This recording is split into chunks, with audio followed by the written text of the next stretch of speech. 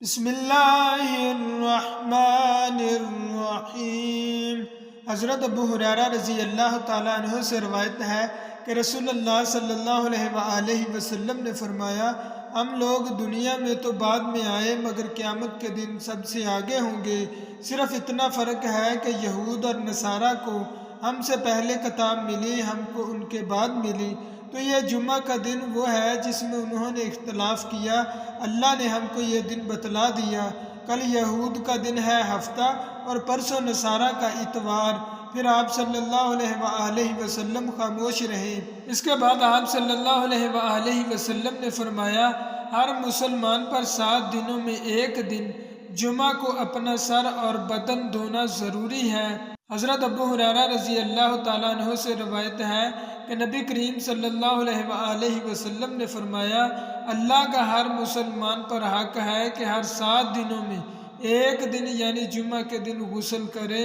حضرت عبداللہ بن عمر رضی اللہ تعالیٰ عنہ سے روایت ہے کہ نبی کریم صلی اللہ علیہ وآلہ وسلم نے فرمایا، عورتوں کو رات کو مسجدوں میں جانے دو۔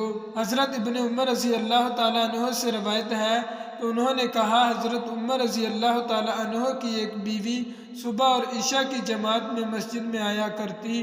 ان سے پوچھا گیا، تم کیوں باہر نکلتی ہو؟ حالانکہ تم جانتی ہو کہ حضرت عمر رضی اللہ تعالیٰ عنہ اس کو برا جانتے ہیں اور ان کو غیرت آتی ہے۔ انہوں نے کہا، پھر وہ مجھے منع کیوں نہیں کرتے؟ لوگوں نے کہا، رسول اللہ صلی اللہ علیہ وآلہ وسلم کی حدیث کی وجہ سے۔ آپ صلی اللہ علیہ وآلہ وسلم نے فرمایا، اللہ کی بندیوں کو اللہ کی مسجدوں میں آنے سے مت روکو۔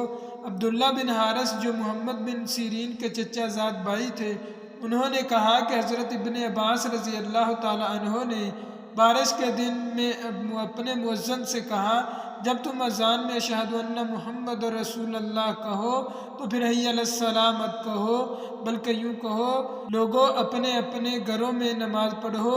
اس بات پر جو لوگ حاضر تھے ان کو تعجب ہوا۔ ابن عباس رضی اللہ تعالیٰ عنہ نے کہا، یہ تو انہوں نے کیا جو مجھ سے بہتر تھے، یعنی نبی صلی اللہ علیہ وآلہ وسلم نے جمعہ فرض ہے اور میں نے پسند نہیں کیا کہ تم کو کیچڑ اور پھسلوان میں نکال کر چلاؤں۔